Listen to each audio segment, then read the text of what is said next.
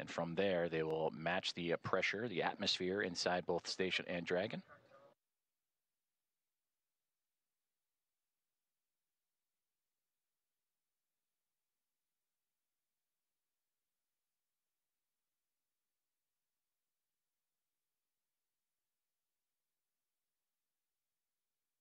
And this procedure for a hatch opening usually takes about 2 hours or so to perform leak checks and make sure every connection and everything is safe and sealed. On the big loop.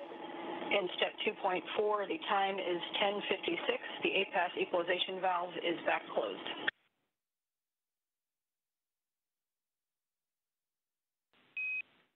Houston copies. That's a good config. Expect at least 15 minutes before we continue. Station copies. And that communication between the International Space Station and the International Space Station Flight Control Room, and you heard the word APAS hatch, that is the hatch, again, that they will be operating and looking to open up from the space station side.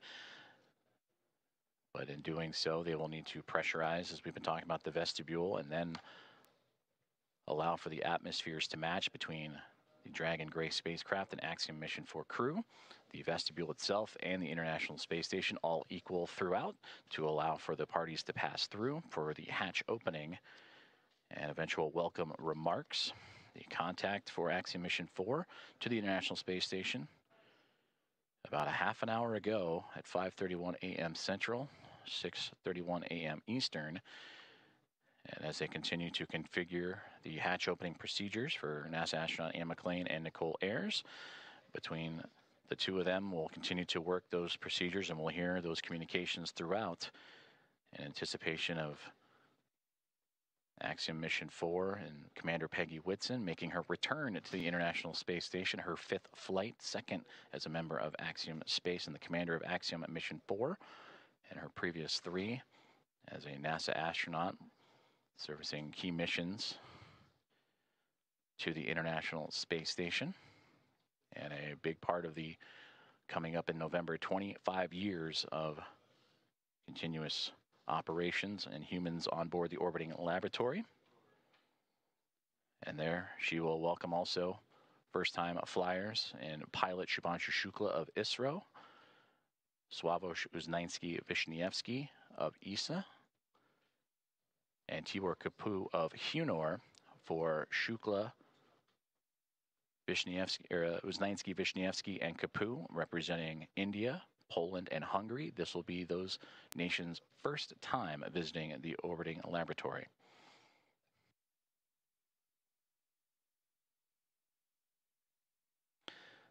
And with that, from Axiom Mission 1 through Axiom Mission 4, the International Space Station will have welcomed 14 different private astronaut crew members representing 11 different nations, showing how private astronaut missions truly expand access to the International Space Station for more nations, people, and opportunities.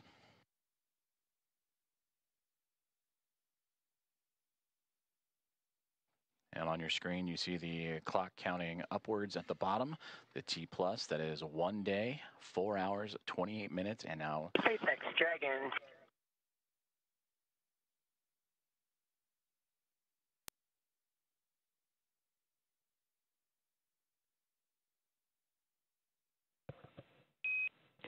Dragon SpaceX on the big loop.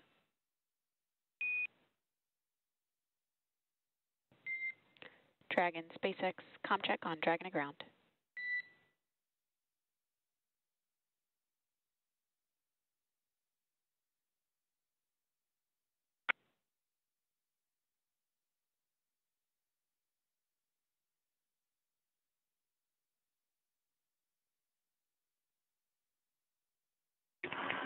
SpaceX Dragon from the cabin mic on Dragon to ground.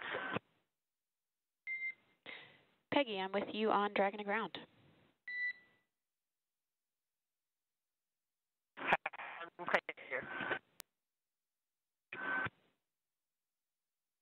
Did you call for me, or did I misunderstand? I was returning your call. Okay, stand by for inventory. Copy. Standing by.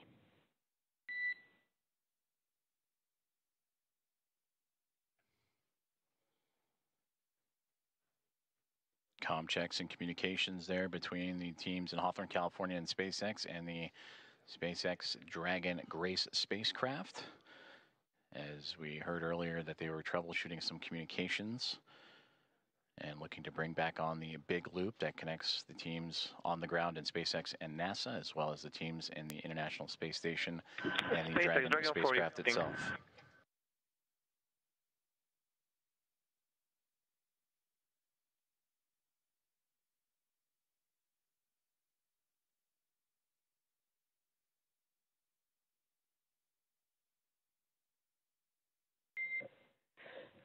SpaceX Dragon 4, inventory reporting on Dragon to ground. And I'm with you on Dragon to ground. We are about to enter a LOS period for about 4 minutes, so we'll need to stand by.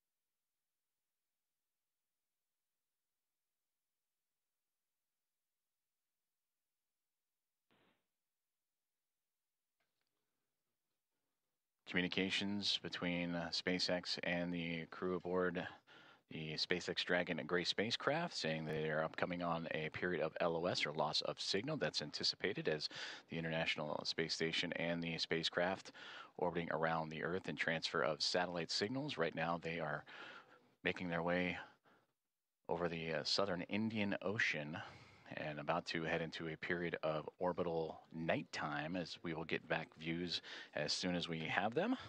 And again, the spacecraft carrying Axiom Mission 4 and the 4 private astronauts contact with the International Space Station at 5:31 a.m. Central Time and expected to continue with hatch opening procedures as they have already driven the hooks, connected the umbilicals for power and communications, and NASA astronauts Nicole Ayers and Ann McLean working on those hatch opening procedures as we speak.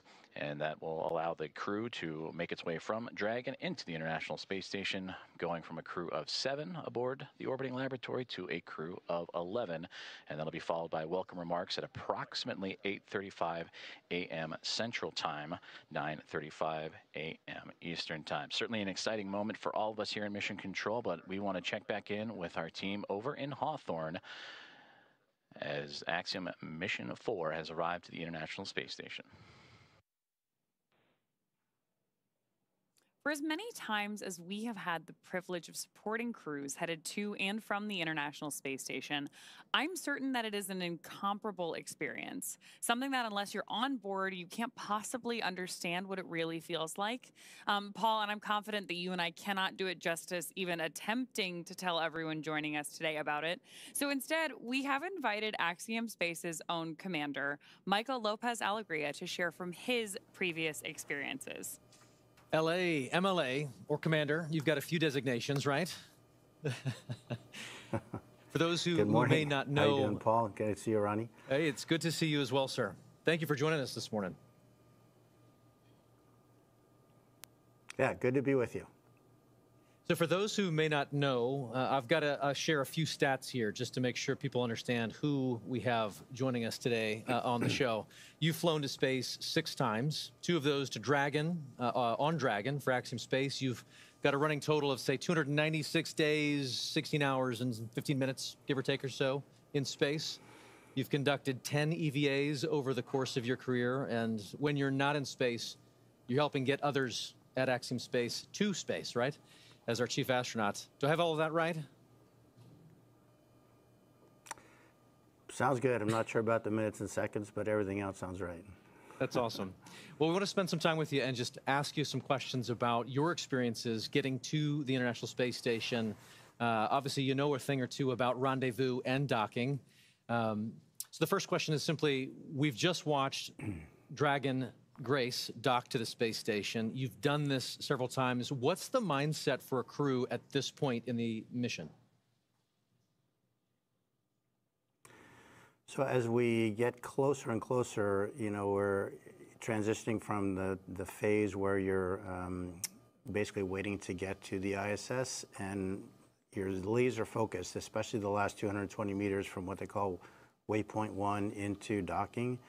A lot of focus on what's being shown on the displays. We have several parameters that we're monitoring: closure rate, what they call the corridor, et cetera. There are a few things that could cause the system to stop or retreat or even break out, which means you'd come back and try to rendezvous on another day. So that's really what's going on, at least technically, I guess, in your mind. Obviously, emotionally, it's a completely different story. You've been in there. In these their cases, they've been in there for almost 30 hours since launch. Not a ton to do, and so they're very eager, I'm sure, to get aboard the ISS and start working. So for you, on your missions, say AX-1 and AX-3, what was this moment of the anticipation of the hatch opening? What was that like for you and your crew? Like a lot of spaceflight, it's very busy, and you're trying to juggle a couple of different emotions. I mean, obviously, one is you've got a lot to do. They're getting out of their suits. They're putting on their flight suits to get across. They've got some reconfiguration of the onboard systems to take care of.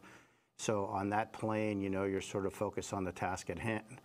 But secondarily, you're thinking, again, a lot about, what it's taken to get here, what is this going to be like when I float aboard the ISS for the first time. So there's an emotional component that is also pretty strong. A lot going on. So backing up even further, before you get to that kind of emotional moment of crossing the threshold, tell me a little bit more about the journey to get to that point. We, on this end, get to see launch, ascent, and then spacecraft separation. But after that, as you mentioned, you're kind of on your own. What are some of the hallmarks of your transit up to the station? Yeah, as you know, Ronnie, from the time of post-orbital insertion, when the Dragon is configured for on-orbit operations, until you really start the approach initiation, you're basically playing catch-up. And I heard it very well explained by John yesterday on the broadcast during launch, that it's basically you're on the same lane as the ISS, but now you've got to catch up. And the way we catch up is by having an orbit with a lower altitude than the ISS. So we actually go around the Earth a little bit faster each time. And with each lap around the Earth, we get closer and closer. And so there's not a ton to do. Those maneuvers to adjust the orbital altitude, we call them burns. They happen, first of all, automatically. Of course, we are monitoring when they're going on. But between those things, there's not a ton to do. The Dragon is a very efficient spacecraft for what it is meant to do, which is transit to get you from the Earth to the ISS. But it's not really cut out to be an on-orbit anything, really. So you're just sort of hanging out. They will have had a sleep period while they wait to get there. But there isn't a ton to do between those maneuvers, and so it's really kind of a hurry up and wait. Again, a lot like a lot of human spaceflight, very intense activities, followed by some pretty long lulls occasionally. And so then when do you get to go from that free-flying, like transit mode, to the rendezvous and docking phase? Yeah, so after that series of maneuvers to change the altitude, we start approach initiation. And I would say that the transition is really when the spacecraft starts pointing at the ISS. Until then, the attitude is really optimized for power and communications considerations. But when it gets beyond a certain point, it starts actually looking at the ISS, and then you start being able to pick it up in the displays through the forward-looking cameras that are on board. L.A., you've described the moment of getting into microgravity as you've transitioned into another plane, another world, another moment. Can you share a little bit of that thought, that mindset, as you transition from, obviously, the acceleration of launch into microgravity and being in that other world? I'd love to hear your perspective on that transition. Yeah, you know, Paul, it's interesting. I mean, it really is kind of like a parallel universe in a way. We all live our lives in 1G pretty much our entire lives. But when you make that transition, it really is a very different sensation. For the first time you feel it, you can't even believe it. I mean, it's a little bit like the zero-G airplane that we are trained in, but of course, instead of lasting 20 seconds or so, it lasts effectively forever. And so that sensation, I mean, it just brings a smile to your face when you let go of something and it just stays hovering in front of you. And it just never gets old. It's really quite remarkable. I love it. And obviously our crew in Dragon right now is in that other plane, in that other world of microgravity being constant. So we're walking forward. We're progressing towards this moment where the hatch will open and they are going to enter the space station. You've mentioned this already a little bit, but I'd love to just kind of unpack that some more. What is it like to just kind of float through that hatch and realize you're no longer in Dragon, you're now in the station? Yeah, think about the experience that these guys have had. I mean, they've been training in the mock-ups that look just like the ISS, but you're obviously walking around in there, you're not floating. So now they've experienced microgravity, but in the fairly confined spaces of the spacecraft. Once the hatch is open, it's a special moment, and you, as a commander, you really never get to see it because generally they go in first. But you can just feel their wonder as they float across the hatch, and they are actually in that environment that on the one hand looks so familiar, but in a different way feels very different because now you're floating and not walking through it. It's a similar experience, and I remember on AX-1 when the three first-time flyers saw the Earth from the first time from the Dragon spacecraft after we got into orbit. And again, I didn't see their faces because they were glued to the windows, but I could just feel, hear, and sense how excited they are, and it's a magical feeling. And I'm looking forward to to trying to perceive what that must be like for these three as they float aboard the ISS. One of the things we're really looking forward to with this crew is the welcome ceremony that's going to be today at 8:35 a.m. Central. Tell us a little bit about the history or the tradition associated with welcoming a new crew on board. Yeah, that goes back obviously 25 years or so when we first started having handovers aboard the ISS. But recently what we've done is added a pinning ceremony to that, and that is where Peggy, as a commander, will provide astronaut pins to the three new flyers, Shuk, Suav, and Tibor. And those pins will have a number associated with them, which is the number of orbital astronaut they are. So they will be the 634th, 35th, and 36th humans to have orbited the Earth in the history of humanity. So when you think about it, it's a pretty small number considering humans have been around quite a while. But it's pretty nice, and of course, to be greeted by the onboard crew, all 7 of them, lots of hugs, lots of different languages being spoken, and a lot of smiles. And so then after you have this great welcome moment, sharing all of that across different cultures, different teams, how quickly do you transition then to working together on station? Pretty quickly. You really have to hit the ground running. There are a few safety things that we go through with the ISS commander where they'll tell us some things that, of course, they have learned in the mock-ups again, but now this is for real. These are where things are located. This is what we expect you to do if this or that goes wrong. And then really it's off to work. We start transferring a lot of cargo out of the ISS. Most of that will be to support various scientific experiments that we're bringing on board. And then our lives get ruled by what we call the Optimus Viewer, which is basically a moving map of your schedule from the time you wake up to the time you go to bed. And it's pretty hectic. You've got, in this case, 14 days to get a lot of stuff done. Every detail is pre-programmed by the teams on the ground working with NASA. And we really have an effort to try to maintain that pace. Obviously, it takes a bit of time to get accustomed to floating around. Even though they've been in zero-G for over a day, they haven't been in zero-G in such a big open space. And so moving around, you've heard the term or the phrase slow is smooth and smooth is fast. They definitely will be practicing that. So there's a little bit of time for adaptation. There's quite a bit of time with the safety briefings that I mentioned. But after that, it's looking at Optimus Viewer and really getting started. LA, you've just mentioned that schedule is full and you jump right on into it, trying to stay ahead of that red line in that Optimus map you mentioned. But I'm curious, just looking back at AX-3, your previous mission, what were some of the highlights for you personally on board the space station?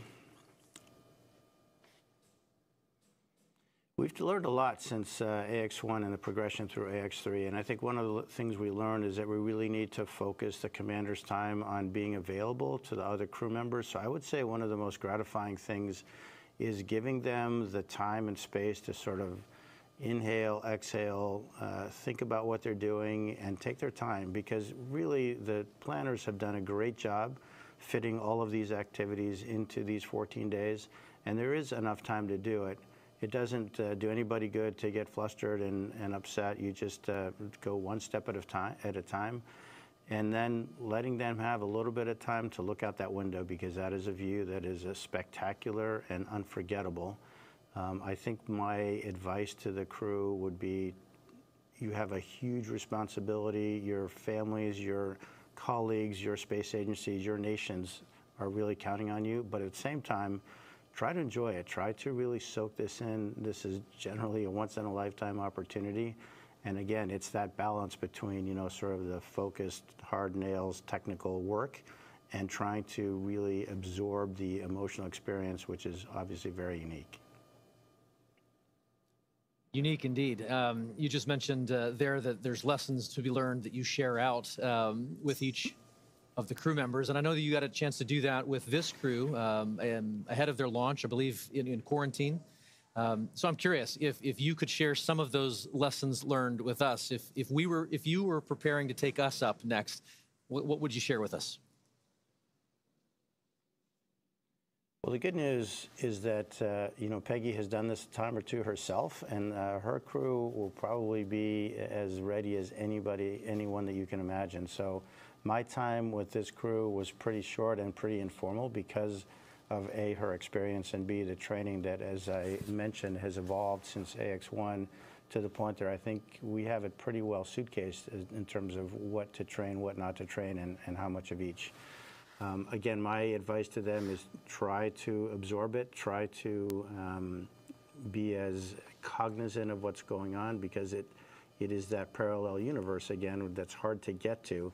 And the more of that you can sort of soak away in the recesses of your mind, the better. Because I'm quite convinced that this crew in particular is extraordinarily well trained, and they'll have no issue getting through their timeline and all their activities that they have to do. I just want them to think about the stuff that they can do and take advantage of the amazing experience that they're having. Commander, thank you so much. We truly could spend the next hour talking space with you. Thank you for sharing your time and your perspectives with us this morning. You bet. It's been a pleasure. All the best. Thank you. You too. With that, we're very excited to hand the ball back over to NASA Johnson Space Center, where we're going to get a further update on the progress on board station and our AX-4 crew. Joseph? Thank you very much, Ronnie and Paul. We appreciate it, and great interview there with Michael Lopez Alegria.